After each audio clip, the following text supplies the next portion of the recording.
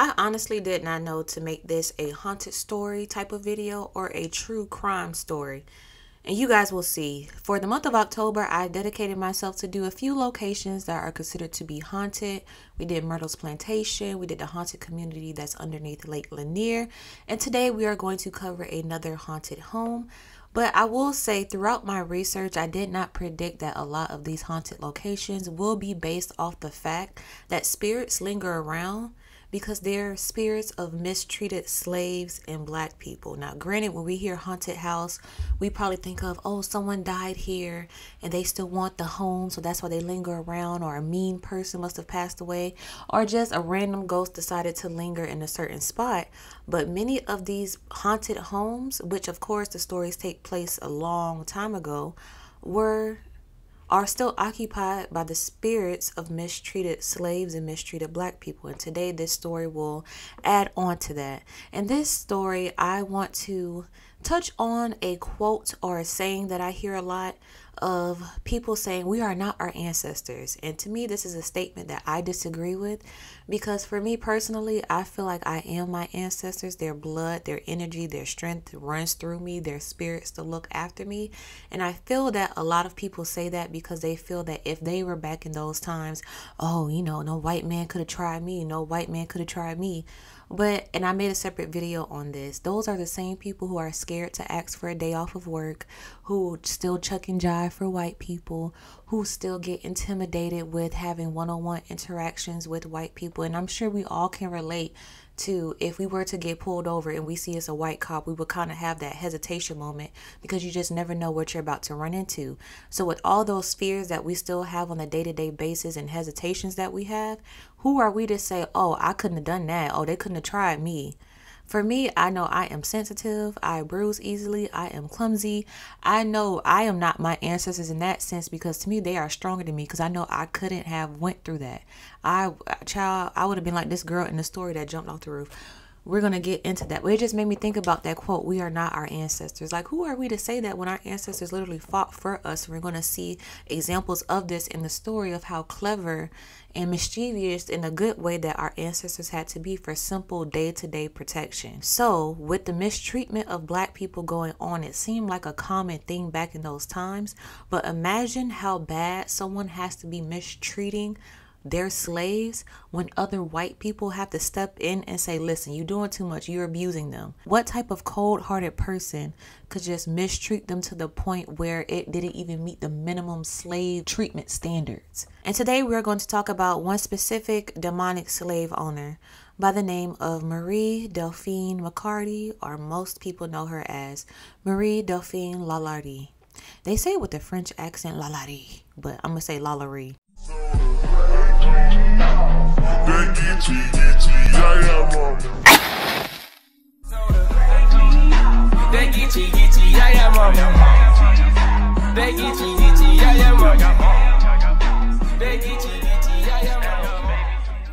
So throughout this story, I will refer to Marie as LaLaurie.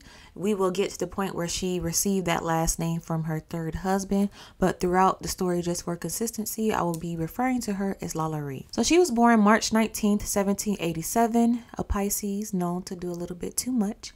She is the daughter of Louis and Marie. Now, her family, they're known to have money, so much so that she was a part of the McCarty clan, which is a community built up of military officers, planters, merchants, just wealthy people. So we can see she comes from money. We can tell by the time period she is a rich white person. And what did all rich white people have during this time?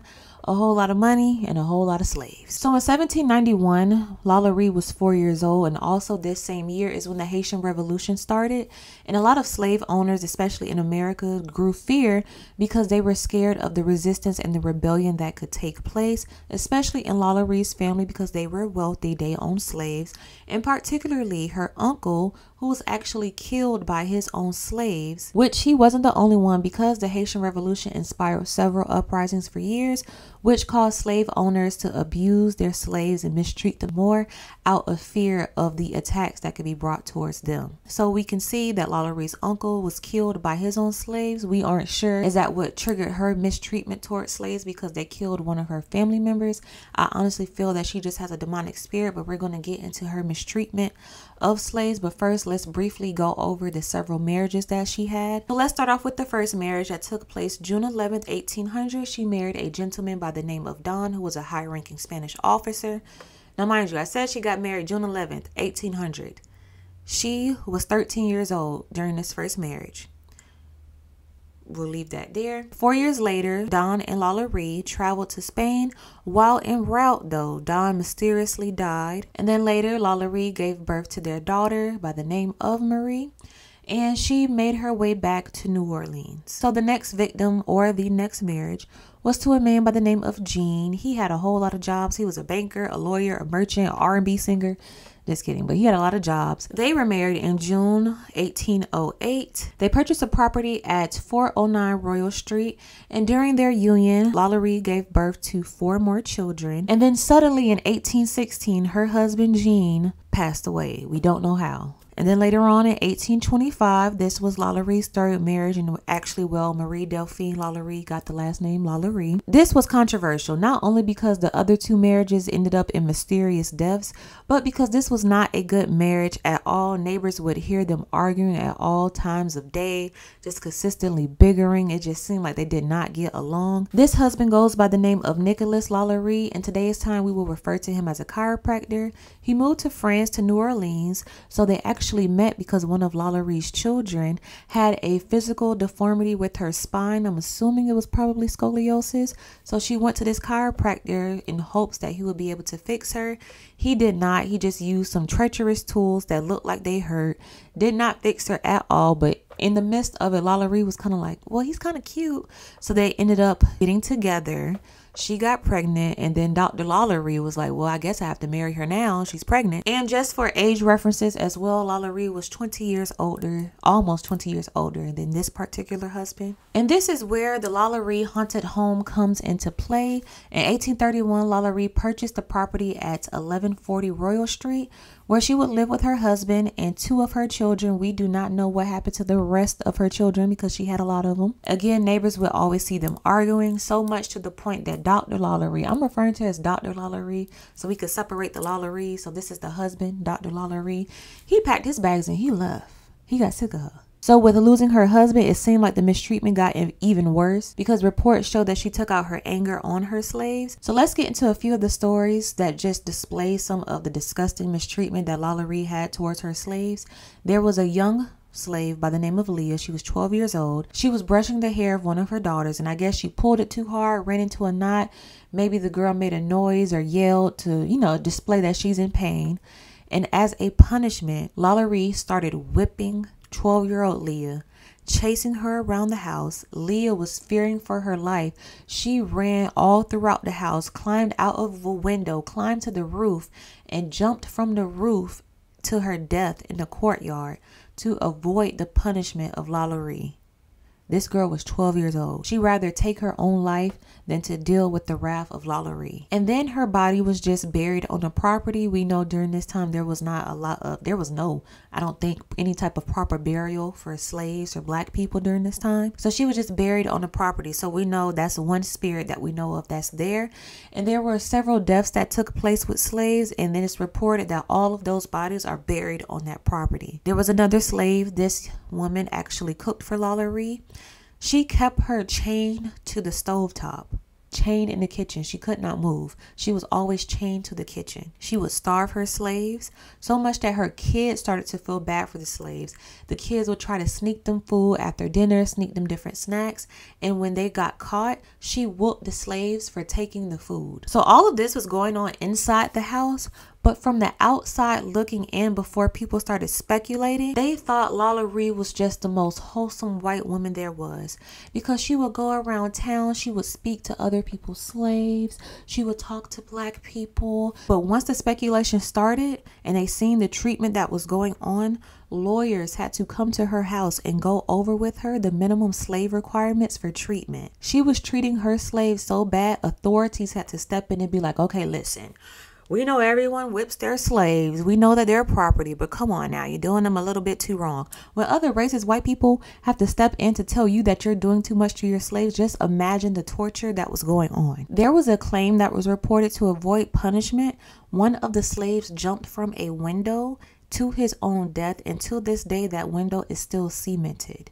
They off themselves to avoid her punishment, to avoid that torture. They just rather end it all immediately than have to suffer through it and be sent to that room to starve out, to be hung or beaten to death. And some of us may know in spirituality there is a period of transformation, and one element that is known for transformation is fire. And that is exactly what took place. Of fire. In 1834, April 10th, 1834, the LaLauries decided to throw a party. Now, it's two reports with this saying that the husband came back and they both threw the party. And one of them just says only LaLaurie was there, but I feel like both husband and wife were there. April 10th, 1834, the LaLauries decided to throw a party, and this is where a fire broke out. And I'm not sure why the family decided that they wanted to just move people to a different side of the house when the fire broke out, trying to calm down those flames. Like, okay, it's in the living room. Okay, everyone, let's move to the den. But everyone started running out and escaping in the midst of all this chaos. LaLaurie realized, like, oh shoot, the fire is spreading. They're going to call the firefighters. They're going to call the cops. And all of this stuff I have going on in this house will be revealed. They're going to see my slaves. They're going to see that they're chained up. They're going to see that they get thrown in rooms for punishment and starved. So again, with the two reports going on, one says that in the midst of all this chaos of people running out, LaLaurie decided to run out too. In the other report, it says her and her husband ran out, but they say they both fled the scene because they didn't want to face the consequences of what will happen once everything that was going on behind closed doors is revealed. So they literally fled the scene. They went to Alabama, took a boat, and went all the way to Paris. So they got the hell up out of there. Because when the fire marshals arrived, they found a 70-year-old woman, the family cook I was telling you about, that was chained to the stove. She later confessed that she intentionally had set the fire as a suicide attempt because she feared Madame LaLaurie intended to take her to the torture room as a punishment.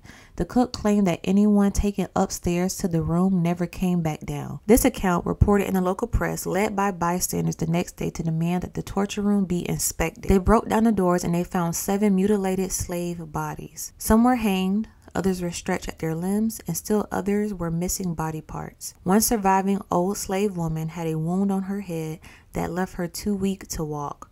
When the discovery of the torture room became widely known, a mob attacked the LaLaurie mansion. And when I say they attacked this mansion, they stormed in there, they tore down the interiors, tore down walls, bases, floors, punched holes in everything because they wanted to demolish that mansion. So much to the point the next day, the mansion was nearly destroyed. LaLaurie's death, like her first 2 ex-husbands, remains a mystery. Some say she died while hunting. Some say she returned to New Orleans under an alias. But more than likely, it is reported that LaLaurie died in France on December 7th, 1849. Her kids shared that she wanted to return to New Orleans, but they were like, are you crazy? Do you know all that torture that happened? So in 2009, Nicolas Cage purchased this property, and soon after, his career tanked, and many people of New Orleans think that it's a curse from the home. As soon as he purchased the home, all of a sudden he's not getting gigs anymore. He's not acting. He's filing for bankruptcy, and he had to soon sell the home. And this property may sound familiar because it is a foundation in the American Horror Story series. And unlike other haunted homes, you cannot tour this property. You are not allowed inside. So many of the speculations and sightings are always around the building. And for people not to be allowed in it, you would think that they will have it blocked off more. But from videos, I've seen people driving past it like it's normal. There have been some paranormal sightings people have reported. They hear young children scream. They feel like they hear banging on the doors. They see different shadows hanging around the rooftop in that cemented window. But you cannot go inside. Even if you were allowed inside, I probably would not go. Y'all let me know, would y'all go inside down below? Or what other haunted homes should I cover next? And I feel like with a lot of these haunted stories, with the slaves being mistreated and killed unfairly, I feel that if they could not get you in the physical, they will make it their mission to get you in the spiritual. But you guys let me know what you think about the LaLaurie haunted home down below. And like I always say, as above, so below, as within, so without, as universe of the soul. Until next time, you guys, I show